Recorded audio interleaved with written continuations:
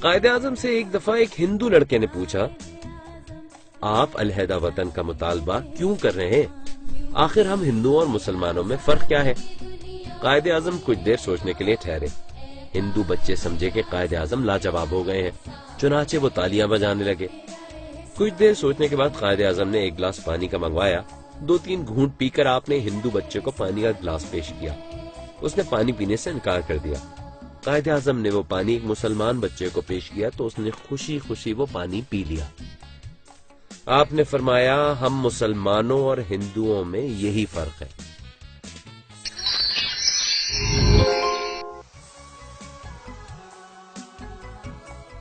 محمد علی جناح کے نام سے کون ناواقف ہوگا؟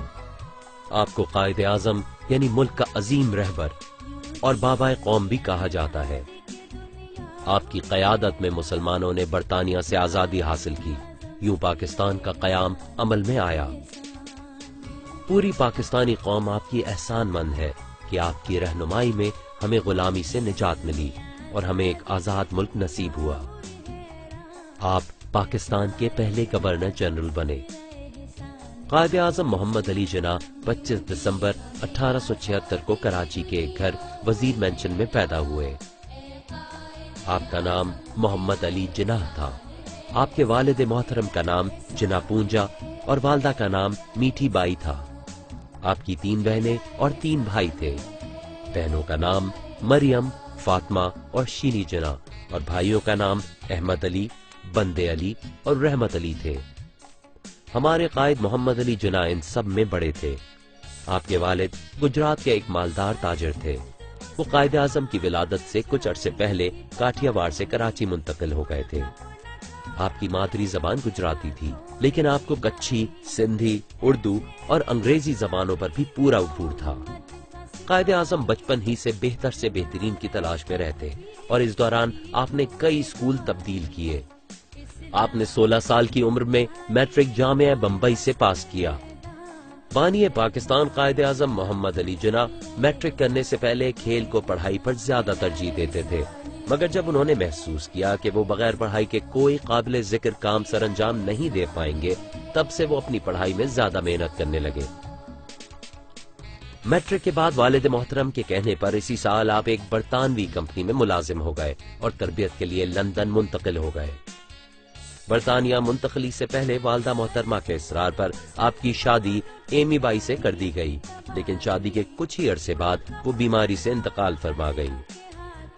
لندن میں کچھ عرصے ملازمت کرنے کے بعد آپ کو مزید تعلیم کا شوق ہوا۔ آپ نے تربیتی نوکری کو خیر بات کہا اور قانون کی تعلیم حاصل کرنے کے لیے لنکنز لا کالج میں داخلہ لے لیا۔ قیام لندن کے دوران ہی آپ کو اپنی والدہ کی وفات کی خبر ملی، جس نے آپ کو بہت غمگین کیا۔ آپ کو اپنی والدہ سے بہت پیار تھا۔ ان کی والدہ کی اس پیشن گوئی پر کہ تم بہت بڑا کام کرو گے، سچ ثابت کرنے کے لیے آپ نے بہت محنت کی۔ 1895 میں وہاں سے بار ایٹ لا کی ڈگری حاصل کی۔ آپ 19 سال کی عمر میں کم سن ترین ہندوستانی بار ایٹ لا تھے۔ 1896 میں محمد علی جناح نے ہندوستان کی سیاست میں حصہ لینا شروع کیا۔ آپ شروع میں ایک آزاد اور خود مختار ہندوستان کے حامی تھے۔ آپ کی نظر میں انگریزوں سے آزادی حاصل کرنے کے لیے بہترین راستہ قانونی اور آئینی ہتھیاروں کا راستہ تھا۔ انہی دنوں میں آل انڈیا مسلم لیگ ایک اہم جماعت بن کر ابھری تو آپ نے مسلمانوں کی اس نمائندہ جماعت میں شمولیت اختیار کر لی۔ سن 1901 میں جب آپ کے مالی حالات کچھ بہتر ہوئے تو آپ نے اپنے والد اور بہن بھائیوں کو بمبئی اپنے پاس بلا لیا، مگر کچھ عرصے بعد آپ کے والد بھی آپ کا ساتھ چھوڑ گئے۔ بیوی، ماں اور ان کے بعد باپ کا یوں بچھڑ جانا آپ کے لیے بہت صدمے کا باعث بنا۔ 6 بہن بھائیوں میں فاطمہ سب سے چھوٹی تھی۔ ان کی عمر 9-10 سال تھی۔ وہ رو رو کر نڈھال ہو جاتی۔ چونکہ محمد علی جناح گھرانے کے بڑے تھے، لہٰذا انہوں نے چھوٹے بہن بھائیوں کے سر پر ہاتھ رکھا اور ان کا سہارا بنے۔ انہوں نے فاطمہ کو اچھے اسکول میں داخلہ کرایا اور ہر طرح سے ان سب کا خیال رکھا۔ یہی بہن فاطمہ تحریک پاکستان میں قائد اعظم کے شانہ بشانہ کام کرتی رہی اور اپنی ان خدمات کی بدولت پاکستان بننے کے بعد مادر ملت کا خطاب پایا۔ اپریل سن 1918 کو آپ کی شادی رتن بائی سے ہوئی، جنہوں نے شادی سے قبل اسلام قبول کر لیا، جن سے ان کی ایک بیٹی ڈینا 14 اگست 1919 میں لندن میں پیدا ہوئی۔ قائد اعظم محمد علی جناح نے مسلمانوں اور ہندوؤں کو قریب لانے کی انتھک کوشش کی اور آپ ہی کی کوششوں سے سن 1916 میں معاہدہ لکھنؤ طے پایا۔ بعد میں مسلم لیڈروں کے اختلاف پر آپ دوبارہ برطانیہ منتقل ہو گئے، لیکن کچھ عرصے بعد بہت سے مسلمان رہنماؤں اور خصوصاً علامہ اقبال کی کوششوں کی وجہ سے آپ واپس وطن تشریف لائے اور مسلمانوں کی جماعت کی سن 1934 میں قیادت سنبھالی۔ جناح سن 1940 کی قرارداد کی روشنی میں مسلمانوں کے لیے ایک علیحدہ مملکت کے حصول کے لیے مصروف ہو گئے۔ سن 1946 کے انتخابات میں مسلمانوں نے بیشتر نشستوں پر کامیابی حاصل کی، مگر اقتدار میں ان کو کچھ حصہ نہ ملا۔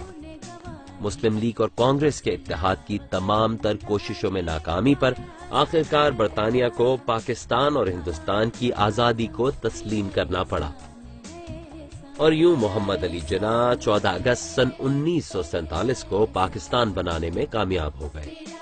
آپ پاکستان کے پہلے گورنر جنرل بننے کے بعد لاکھوں پناہ گزینوں کی آباد کاری پر، ملک کی اندرونی اور بیرونی پالیسیوں، نئے ملک کے تحفظ اور معاشی ترقی کے لیے انتھک محنت اور مصروفیت کی وجہ سے اپنی صحت پر توجہ نہ دے پائے، اور 11 ستمبر سن 1948 کو ہمیں چھوڑ کر اپنے خالق حقیقی کے پاس چلے گئے۔